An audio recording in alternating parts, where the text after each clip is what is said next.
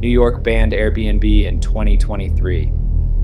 Listings dropped 92%. Rents hit a record high. Barcelona restricted Airbnb. Listings dropped 24%. Rents surged 37%. Amsterdam capped Airbnb at 30 nights a year. Listings fell 54%. Rents kept climbing. Paris introduced fines of up to 100,000 euros. Rents kept climbing. Every city that banned Airbnb still has a housing crisis. That's not a coincidence. That's a diagnosis. Dear stranger, when I booked this trip, my friend said I was crazy. Let's start with the case against Airbnb, because the case is real. The anger is legitimate. 533 million nights booked in 2025. $12.2 billion in revenue. A Fortune 500 company valued at nearly $80 billion. 8 million listings across 220 countries. That is not a platform. That is a parallel hotel industry, built inside the residential housing stock of every major city on Earth, without permits, without hotel taxes, without the regulations that govern every other accommodation business. And the damage is visible, block by block. In Lisbon, researchers documented it building by building. Landlords evicting long-term tenants, converting apartments to Airbnb, collecting 3 times the rent from tourists who stayed 3 nights instead of 3 years. Entire neighborhoods that working families had lived in for generations converted into tourist corridors. In Barcelona, residents took to the streets with water pistols, soaking tourists in outdoor cafes. A water fight on the streets of Barcelona. Some locals spraying tourists with water guns as they ate at popular restaurants, sending visitors fleeing from their tables. Thousands of protesters walking through the city over the weekend, chanting "Tourists go home" and carrying signs with anti-tourist slogans. The graffiti on the walls said it plainly: "Your Airbnb was my home." Rents had surged 68% over a decade. The neighborhood that used to have a butcher, a bakery, a school, now has a key box on every door and a QR code on the wall. In Paris, the world's most visited city, with nearly 50 million tourists in 2025, more than 1 million short-term rental listings operate across France. Paris is the country's biggest hub. Entire stairwells of traditional apartments in the city's historic districts have been converted into de facto hotel stock. In New York, 22,000 apartments were listed on Airbnb before the ban. 22,000 units rotating tourists at $200 a night, while median rent hit $4,700 a month. And beyond the economics, the noise, the parties, the stranger with a rolling suitcase in the elevator every 3 days, the building that used to be a community converted into a hotel that nobody voted for. Academic research across New York, Barcelona, Lisbon, and Stockholm confirms it. Airbnb introduced a new revenue flow into housing markets. Systematic, geographically concentrated in culturally desirable neighborhoods, creating a new form of rent gap that requires minimal capital to exploit, and can emerge faster than any traditional gentrification process. The anger is legitimate. The data confirms the problem is real. So every major city tried the same solution. New York eliminated 92% of its Airbnb listings in 2023. Barcelona restricted short-term rentals between 2018 and 2024. Amsterdam introduced a 30-night annual cap. Paris deployed a 150-person enforcement brigade and issued close to 1 million euros in fines in the first 3 months of 2026 alone. 4 cities, 4 crackdowns. The politicians promised the same thing every time. Remove the listings, return the housing, lower the rents. Here's what happened next. Absolutely nothing. Rents kept climbing, vacancies stayed at historic lows. The crisis didn't even blink because the politicians were hunting a ghost. Here's the number that makes the standard story fall apart. In Amsterdam, Airbnb listings represent less than 0.09% of the city's total housing stock. In Barcelona, 0.94%. In New York, before the ban, 22,000 listings in a city of 3.4 million housing units. That is 0.6%. In the UK, entire homes on Airbnb represent under 0.7% of total dwellings. Those hosted 90 nights or more a year, the ones that most compete with long-term rentals, represent just 0.17%. If you eliminated every single Airbnb listing in New York tomorrow, every one, you would return 0.6% of housing stock to the market. In a city where vacancy rates are at 2.45% and median rent is $4,700 a month, that mathematical intervention is not a solution. It is a press release. When New York eliminated 92% of its Airbnb listings, only 1,400 former hosts converted to long-term rental, out of 22,000. The other 20,600 found a different door. So if Airbnb is not the driver of the crisis, what is? Airbnb was founded in 2008. New York's vacancy rate has been below 5%, the legal threshold that defines a housing emergency, since 1969. 57 years of housing emergency, long before Airbnb existed.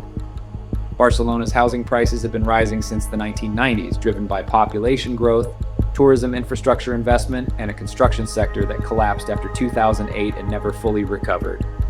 Amsterdam has had a documented housing shortage since the 1980s. The housing crisis was not created by a San Francisco startup in 2008, it was inherited by one. So what was actually driving the crisis? The answer is supply. Specifically, the structural inability of these cities to build enough housing to meet demand, accelerated in every case by the exact policies designed to fix the problem. Spain is the most documented case. Housing construction in Spain has averaged 83,000 homes a year since 2010, compared to 315,000 a year between 1970 and 2010, a 74% collapse in construction that no Airbnb ban can reverse.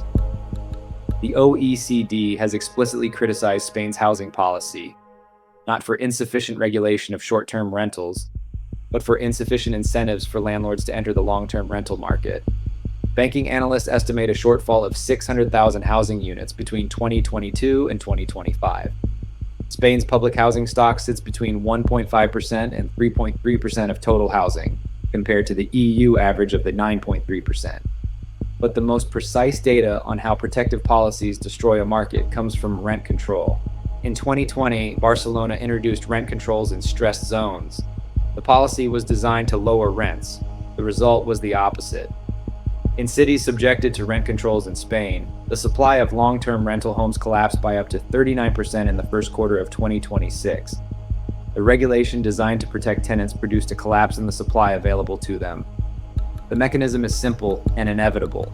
When a landlord faces a choice between a regulated market with capped returns, an 18-month eviction process for non-paying tenants, and a 5-year minimum contract, and an alternative that offers flexibility, market rates, and zero long-term legal exposure, the rational landlord exits the regulated market. According to Fotocasa, Spain's largest real estate portal, half of Spanish landlords with empty properties cite fear of illegal occupation as their primary concern, including tenants who stop paying and refuse to leave. The result, 3.8 million empty homes in a country with record high rents. That is not a market failure, that is a policy failure. London shows the same problem, but on the other side of the pipeline. The city delivered just 6,325 new homes in the 12 months, against an annual need of 88,000. That is 7% of target. Private sector housing starts are down 84% since 2015. 23 of London's 33 boroughs recorded zero new housing starts in a single quarter. That gap, not Airbnb's 90-night cap, is why London rents hit a record high in 2025. Paris ran the most aggressive enforcement in Europe and got the exact same result. A 150-person enforcement brigade, nearly 1 million euros in fines. A ruthless compensation system requiring owners to buy and convert commercial space for every single flat turned into a tourist rental. But the market simply mutated. Professional hosts didn't hand keys back to local families. They shifted to loophole-heavy corporate leases or sold their properties to wealthy international buyers. The supply of actual, affordable housing for Parisians still shrank, and the remaining tourist listings just doubled their prices to cover the fines. The pattern is identical across 4 countries. 4 legal systems, 4 enforcement regimes. When you remove the escape valve, the pressure doesn't disappear. It builds. Airbnb was not the cause of that pressure. It was what happened when the pressure needed somewhere to go. Airbnb did not create the housing crisis. It revealed the price of the crisis. Before Airbnb, a landlord trapped between a broken long-term rental market and an empty apartment had limited options. sell, leave it vacant, or accept the risk of a tenant they couldn't easily remove. Airbnb created a fourth option: short-term rental at market price with full flexibility, zero long-term legal exposure. That option was rational. Millions of landlords took it. And the moment they did, the scale of the underlying problem became visible for the first time. The housing crisis was already there. Airbnb made it legible. This is the paradox politicians completely misread. They saw landlords fleeing the long-term market and blamed Airbnb. But Airbnb wasn't the executioner, it was just the exit sign.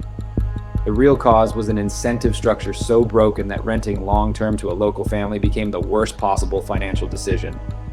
By banning the platform, they didn't cure the disease. They just smashed the thermometer.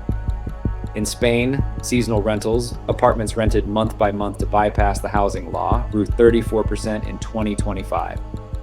The capital that politicians tried to regulate it out of existence simply found its next container. They didn't solve the crisis, they just forced it to mutate. When New York banned Airbnb, the official narrative was that the city was protecting its residents from housing speculation. The data tells a different story. Hotel industry lobbying in New York in 2023 dwarfed that of Airbnb and all home-sharing networks combined. The American Hotel and Lodging Association, representing Marriott, Hilton, Hyatt, was the primary institutional force behind Local Law 18. The ban was passed in the name of affordable housing. Hotel revenue increased by $2.1 to $2.9 billion in the first 18 months after the ban. Hotel nightly rates rose 7%. Occupancy increased every month after enactment. The ban did not return housing to New Yorkers, it returned customers to hotels. This is not a conspiracy. It is the standard operating procedure of regulatory economics. When a new entrant disrupts an established industry, the established industry uses its lobbying infrastructure to create regulation framed as consumer protection that protects its market position. The hotel industry did not lobby against Airbnb because it cared about housing affordability. It lobbied against Airbnb because Airbnb was taking its customers. The second winner was less visible, but more consequential. As small landlords exit the rental market, intimidated by regulation, unable to manage legal risk, the vacuum is filled by institutional investors. Real estate funds and large property management companies have the legal teams, the balance sheets, and the regulatory expertise to operate at scale in ways individual landlords cannot. Where a family landlord sees a legal hazard, a corporation sees a manageable compliance cost. Research shows multi-unit institutional hosts have a measurably greater impact on rent increases and displacement than individual hosts. In Barcelona, the data is explicit. As the city phased out short-term rental licenses, prime property prices rose 12 to 17% through 2024 to 2025. The buyers were not local families finally able to afford a home. They were large investors recalibrating their yield strategies, a shift researchers now call financialization 2.0. Institutional pension funds and real estate investment trusts adopted a buy-to-rent approach, but they completely bypassed the regulated long-term market, targeting higher rents from wealthier users in the exact same neighborhoods the regulation was supposed to protect. In New York, after Local Law 18 eliminated 92% of Airbnb listings, institutional landlords, not individual families, absorbed the largest share of the returning inventory. The regulation that was supposed to democratize housing access accelerated the transfer of residential stock from small owners to large funds. Every regulation that makes rental more complex for the small landlord accelerates the institutional consolidation of the housing market. The third winner was the most consistent. The politician who needed a visible action, a press conference, and a villain. Banning Airbnb is fast. It is visible. It generates headlines. And it leaves the underlying structural problem: insufficient housing supply, perverse incentives for landlords, inadequate public housing stock, completely untouched and available for the next election cycle. When the ban doesn't work, the system doesn't reconsider the ban. It escalates. Spain is the clearest preview of where every city with a housing crisis is heading. In 2020, Barcelona introduced rent controls. Supply fell 39%.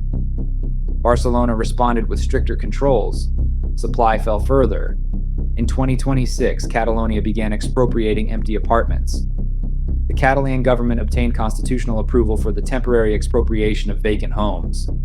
Municipalities can apply surcharges of up to 150% on property tax for apartments left empty more than 2 years. The policy logic is explicit.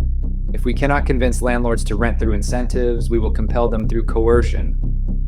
And the landlord who can sells, or converts to seasonal rental, or pays the surcharge and waits. What they do not do is return to a market the same government has made progressively more hostile. Spaniards who rent now spend an average of 50% of their salary on rent. In Madrid, that figure reaches 71%.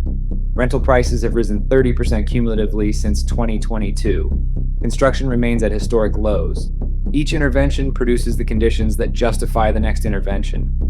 Airbnb was never the engine of this cycle. It was the escape valve. And when governments closed the escape valve, the pressure didn't disappear. It built. Every city that banned Airbnb still has a housing crisis. Not because the ban failed to execute, because the ban was never the diagnosis. It was the distraction. The real problem has no press conference solution. It requires building more housing, reforming the incentives that make long-term rental irrational for landlords, accepting that tenant protection, taken too far, produces the opposite of what it promises. None of those solutions fit in a headline. Banning Airbnb does. And that, more than any platform, more than any algorithm, more than any Silicon Valley billionaire, is why you still can't afford to live in the city you grew up in. Next black box, poly market. What if it's not a prediction market? What if some people already know?